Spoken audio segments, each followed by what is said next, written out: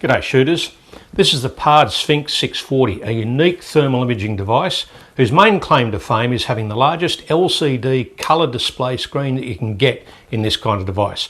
It measures 125mm or 5 inches across. Unlike typical scopes and monoculars, you don't look through it, you look at it. This has distinct advantages. It can be a lot more comfortable over a long period of viewing. Several people can gather around it at the same time. It doesn't mess with your eyes' night vision to nearly the same degree that a monocular does. You can also use it around corners or at awkward angles because you don't have to be lined up directly behind it to keep it in your eye. The Sphinx is designed to be used as both a handheld spotter and a gun-mounted scope, complete with multiple reticles and up to 5 programmable zeros in case you use different types of ammo or swap it from firearm to firearm. And because it's a screen that mounts forward of your face, you can run it on fairly heavy recoiling shotguns and rifles, up to 6,000 joules in terms of recoil force. Apparently some people are mounting them on handguns, although that have very limited application in Australia. Crucially, it also has a built-in laser rangefinder, activated by just pressing a button, and this is one of those things that, in my mind at least, makes a thermal scope so much more functional in the real world. This rangefinder appears to be very good in decent conditions and measures a bit beyond the 1,000 metres that Pard claims. Combined with the ballistic programming, it'll give you a holdover point of aim based on the distance to the target. All of this makes this a very versatile and tempting thermal device. Now we'll come back to the pros and cons of the Sphinx's unusual design in a moment, but first let's just look at the prowess of its thermal performance on its own. Now being a Pard, you know it's going to be pretty good. Its 384 by 288 pixel Vox sensor has a very good 12 micron pixel pitch, a fine 20 millikelvin NETD rating and a typical 50 Hz frame rate. Claimed detection range for large animals is 1800 metres and that seems about right. The LCD screen is very clear with a myriad of display settings from brightness and contrast adjustments to the 6 fairly standard colour palettes, plus modes for city, forest and rain. Lots more too.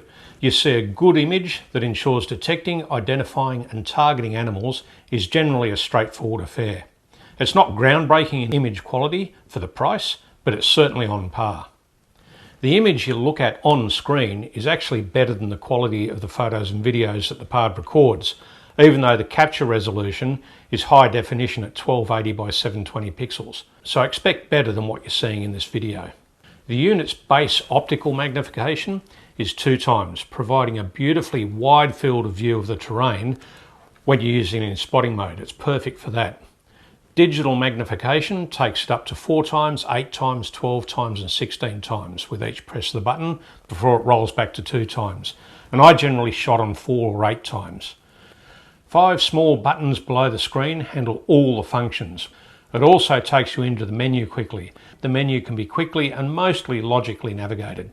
The trick is just memorising which buttons handle which commands and whether you need long, short or double presses to activate them. Of course, this comes with familiarity. Besides, if you're wearing a head torch, you can always flick it on and look at the symbols next to each button if you get stuck. The electronic handbook's instructions for zeroing are a little vague. Just remember to select the reticle style first and you should work it out. Used as a scope, you should get roughly 4 hours of continuous use out of the 18650 battery, maybe less if you're doing a lot of video and ranging. But of course you only need to carry spare batteries and you're laughing, good for the whole night. When the Sphinx is used as a handheld device with the additional bigger 21700 battery that fits in the handle, you'll get more than twice as long out of it before you need extra batteries. The Sphinx bolts to the handle or to the quick release mount attachment for a pick rail. The handle has a rubberized grip and it's angled gently backwards for comfort. The mount has a long release arm with a locking latch on it to make sure it can't accidentally be released as you're moving around in the dark. The setup isn't designed to allow you to quickly switch the unit from handle to firearm in an instant, but there's nothing to stop you just cradling the Sphinx in your hand after you've removed it from the rifle to use it as a spotter. The clamp is precisely machined to the point where I removed it 4 times from the rifle during my test and never had to resight it after putting it back on. I made clean kills on 2 foxes and a pig despite having the Pard off the rifle before each of those shots. I know you're dying to know what it's like to actually shoot the rifle using a screen instead of a scope. At first it's just weird. It sits higher than your regular scope normally would, so without an adjustable comb it feels slightly uncomfortable to take aim in the usual way. But you can adapt just by looking upwards while maintaining your cheek weld. But if any of that puts you off, consider this. You can shoot from the hip or from a tripod or anywhere other than your shoulder and still get a perfect sight picture, place the crosshair precisely and hit your target. The flexibility this adds to your shooting is a revelation. I found it perfectly good in all sorts of odd positions that you wouldn't dream of using ordinarily, and my accuracy didn't suffer at all.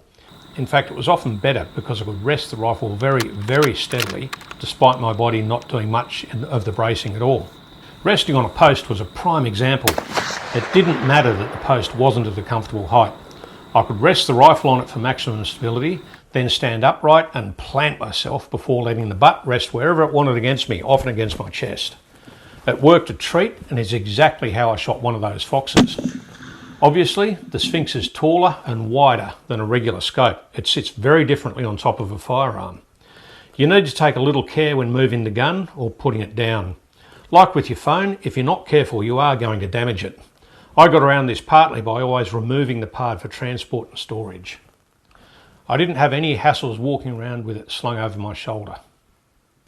Everything is logically arranged in the unit's overall design.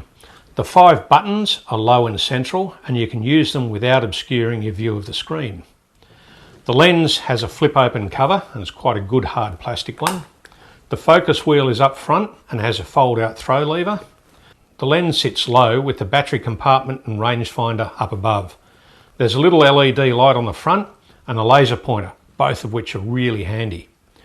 There's a lot more I haven't really touched on, but you can find all the other things listed in the specs.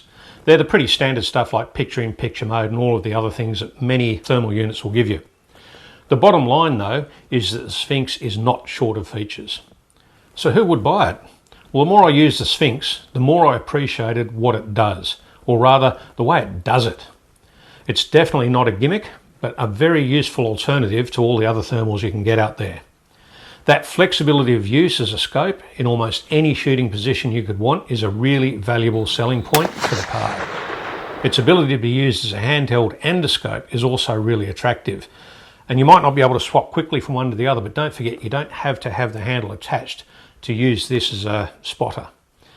Anyway, if the things it does are the priorities for you, this is definitely a really good choice.